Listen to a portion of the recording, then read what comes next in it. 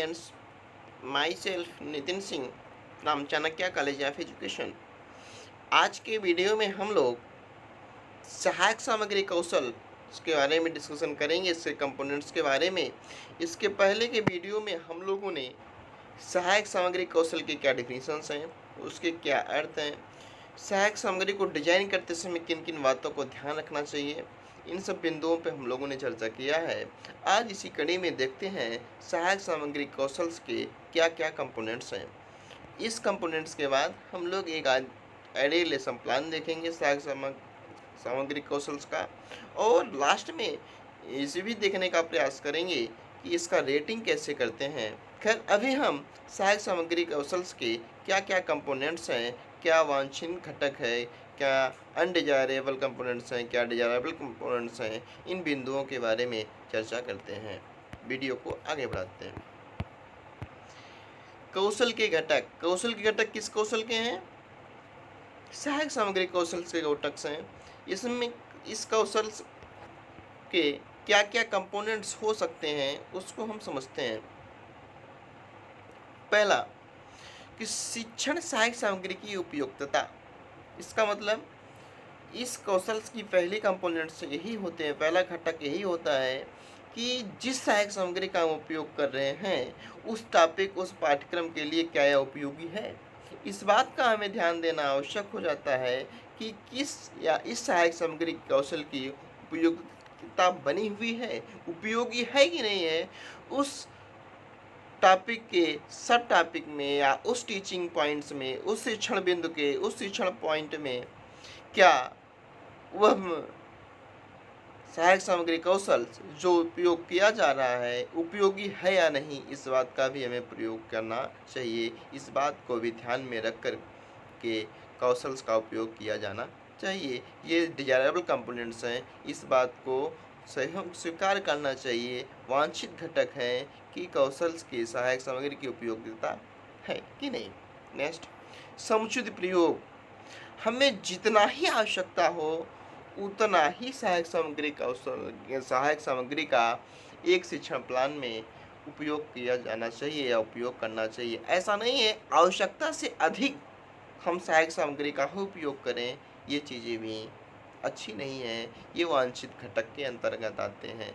जब हम किसी भी स्किल्स में आवश्यकता से अधिक, किसी भी पाठ्य योजना में आवश्यकता से अधिक टीचिंग एड्स का भी उपयोग करेंगे, समुचित उपयोग न करके, उचित उपयोग न करके अनुचित उपयोग करें, और जहाँ पर जिस समय पे उसका उपयोग करना हो उस समय पर उसका उपयोग न करें तो ये अनडिजायरेबल कंपोनेंट्स में आ जाएंगे। डिजायरेबल कंपोनेंट वांछित घटक यही हैं, वो समुचित उपयोग किया जाना चाहिए। नेक्स्ट, प्रासंगिक। प्रासंगिक का मतलब समझ रहे हैं, वह उसके लिए सही है कि नहीं है, उस स्थिति में वो प्रासंगिक है कि नहीं है, जिस टीचिंग एड्स का उपयोग कर रहे हैं वो प्रासंगिकता में बनी हुई कि नहीं है, इस बात को भी हमें ध्यान देना चाहिए। और इसका नॉन डिजायरेबल में कंपोनेंट में क्या हो जाएगा, अप्रासंगिक उपयोग। जहाँ पे उसका उपयोग ना हो वहाँ पे उस कौशल का उपयोग, सहायक सामग्री का उपयोग किया जाए तो अनडिजायरेबल बिहेवियर्स में आएंगे। नेक्स्ट, सहायक सामग्री ऐसी होनी चाहिए जो रुचिपूर्ण हो, रुचिकर हो, अर्थात बच्चों को अट्रैक्ट करे। बच्चों को अट्रैक्ट करने का मतलब बच्चों के ध्यान को अट्रैक्ट करे। हम बच्चे के ध्यान को शिक्षक की तरफ या अपने शिक्षण बिंदु की तरफ, जिस शिक्षण पॉइंट्स को हम बच्चों को, टीचिंग पॉइंट्स को बच्चों को समझाना चाह रहे हैं, उस पॉइंट की तरफ आकर्षण किया जाना चाहिए। इस प्रकार के सहायक सामग्री का निर्माण किया जाना चाहिए, इस बात को भी हमें ध्यान देना चाहिए। और बस ऐसी सहायक सामग्री जिसमें बच्चों की रुचि न हो और नॉन डिजायरेबल बिहेवियर्स में आ जाएंगे। नेक्स्ट, आकर्षण अक्षर का समुचित आकार। ये भी चीज़ें बहुत इंपॉर्टेंट हैं। कक्षा के आकार के अनुसार, कक्ष की संख्या के अनुसार ही हमें इसके टीचिंग एड्स का उपयोग किया जाना चाहिए। मान लेते हैं छोटी सी कक्षा है, 15 बच्चों का या 20 बच्चों का, 10 बच्चों का, 5 बच्चों का, तो उसके लिए हमें कैसी सहायक सामग्री के लेटर्स कैसे होनी चाहिए, उसका आकार क्या होना चाहिए, लास्ट बेंच तक बच्चों तक समझ में चीज़ें आ रही हैं, फर्स्ट बेंच या मध्य क्रम के बच्चों की चीज़ें जो ब्लैक बोर्ड पर लिखी जा रही हैं, हम जो कौशल या सहायक सामग्री ऐड का उपयोग करना चाह रहे हैं वो लास्ट के कॉर्नर तक के बच्चों तक विजिबल है कि नहीं है, उसका साइज कैसा है, इन सब बात को ध्यान देकर ही सहायक सामग्री का निर्माण किया जाना चाहिए। मान लेते हैं बड़ी आकार की कक्षा है, 100 बच्चों की क्लास है, 150 बच्चों की क्लास है, तो उस समय में भी किस अल्फ़ाबेट में व्हाइट बोर्ड पे उपयोग किया जाए कि लास्ट तक के बच्चों के लिए वो सहायक सिद्ध हो, इस बात को भी आकार देना चाहिए। मतलब उस शब्द का, लेटर्स का आकर्षण कैसा हो, उसका उचित समुचित आकार कैसा हो, इस बात का भी हमें ध्यान देना चाहिए। ये डिजायरेबल कंपोनेंट्स में आएंगे। यदि ये अनडिजायरेबल की बात आ जाएगी तो ये आकर्षण आकर्षण हो और अक्षरों का उचित प्रयोग न किया जाए, उचित आकार न हो, तो ये अनडिजायरेबल बिहेवियर के अंतर्गत आते हैं। नेक्स्ट कौशल के में नेक्स्ट कंपोनेंट्स हैं शिक्षण सहायक सामग्री की सजीवता। जो टीचिंग एड्स हम प्रेजेंट कर रहे हैं अपने विद्यार्थियों के समकक्ष, वो सजीव है। सजीव का मतलब दैनिक जीवन में उपयोगी है, वर्तमान लाइफ से रिलेटेड करके है। अर्थात ऐसे टीचिंग एड की उपयोग हम करने से बचें जो प्रत्यक्ष जीवन में, या हम ये कह सकते हैं अपने व्यवहारिक जीवन में बच्चा उसका उपयोग न कर सके, न जान सके, या उसको समझने में कठिनाई हो। तो इस प्रकार के सहायक सामग्री से हमें बचना चाहिए। यही बताया गया कि जो सहायक सामग्री हम बना रहे हैं वो सजीव है। सजीवता का मतलब ऐसा उसका प्रत्यक्ष अवलोकन बच्चा कर सके।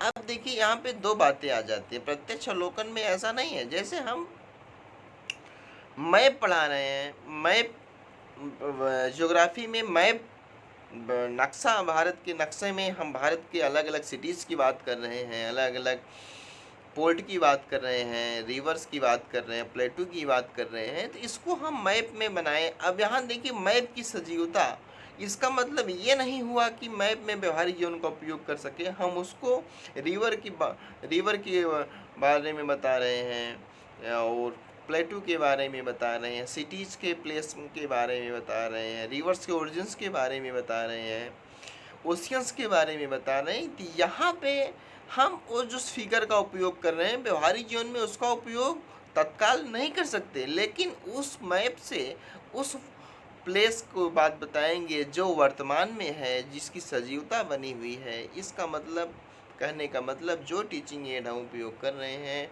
वो क्या वर्तमान समय में रिलायबल है, सजीव है, प्रासंगिक है, इस बात का भी हमें ध्यान देना चाहिए। नेक्स्ट संवर्धित सहायक सामग्रियाँ। संवर्धित, यहाँ पे संवर्धित जो शब्द है, संवर्धित का मतलब आप अर्थ ये समझेंगे या ये समझने का प्रयास करेंगे, ऐसे टीचिंग एड्स जो सहायक हो सकें किसके लिए, ज्ञान के संवर्धन में, बच्चों के ज्ञान को संवर्धन करने के लिए ऐसे संवर्धित सहायक का उपयोग करें जो संवर्धित हो, न्यायपूर्ण हो, उचित हो। ऐसी सहायक सामग्री का उपयोग किया जाना चाहिए। नेक्स्ट क्रियाकलाप उन्मुख सहायक सामग्री। क्रियाकलाप उन्मुख सहायक सामग्री मतलब ऐसी टीचिंग एड्स जो एक्टिविटी बेस्ड हो, जो बच्चों के क्रियाकलाप पर आधारित हो, बच्चे उस पर एक्टिविटी करके उस क्रिया कर सकें और उसका प्रत्यक्ष अनुभव करके अपने ज्ञान को बढ़ा सकें, और जिससे उनके ज्ञान के स्तर को भी और इंक्रीज किया जा सके। नेक्स्ट द्विविमीय सहायक सामग्रियों का अच्छा, इसी में नॉन डिजायरेबल की बात जब आएगी तो डिजायरेबल बिहेवियर की बात कर रहे हैं। जब नॉन डिजायरेबल बिहेवियर की बात करेंगे इसका नेगेटिव स्टेटमेंट अपोजिट समझ जाएंगे कि ऐसा क्रियाकलाप जो उनके सहायक सामग्री से उन्मुख न हो, उन्मुखित न हो, तो इस प्रकार के सहायक सामग्री को नॉन डिजायरेबल बिहेवियर के अंतर्गत आप रखेंगे। ये जो होंगे अवांछित घटक के रूप में है। नेक्स्ट द्विविमीय सहायक सामग्रियों का उपयोग, ये टीचिंग एड्स में भी बहुत इम्पॉर्टेंट हो जाता है। जब गणित जैसे प्रत्यय को बच्चों को समझा रहे होते हैं, गणित में मान लेते हैं हम ज्योमेट्री या ज्यामिति की बात समझा रहे होते हैं, एंगल की बात, कोन्स के बाद, ट्रायंगल्स के बाद, रेक्टेंगल्स के बाद, ट्रेपेजियम की बात, जब हम क्वाड्रिलेटरल की बात जब समझा रहे होते हैं, तो इसमें हम जब 2D फिगर बनाते हैं 2 एक्सिस पे, मतलब जिसमें केवल 2 ही बीमाएँ होती हैं, या लंबाई या ब्रेथ, चौड़ाई या ब्रेथ, ऊंचाई या लंबाई, तीनों में कोई जब 2 बीमाएँ होंगी, उस बीमाओं का उपयोग करते समय केवल एक्स एंड वाई एक्सिस की जो हम बात करते हैं उसमें सहायक सामग्री का उपयोग किया जाना चाहिए। मतलब जिस कक्षा के अनुरूप हम द्विबीमी या त्रिबीमी सहायक सामग्रियों का उपयोग करें जो अनुचित और न्यायपूर्ण हो। इस प्रकार से हम ये कह सकते हैं कि ये जो डिजरेबल और नॉन डिजरेबल बिहेवियर की बात हम लोग किया, ये सहायक सामग्री कौशल के क्या क्या कंपोनेंट्स हैं। आप इन पॉइंट्स को साइड स्किन कर लेंगे क्योंकि ये कंपोनेंट्स काफ़ी इंपॉर्टेंट्स हैं। और इसमें इसकी बात को एक बार फिर रिपीट करते हैं, क्या क्या कंपोनेंट्स हैं।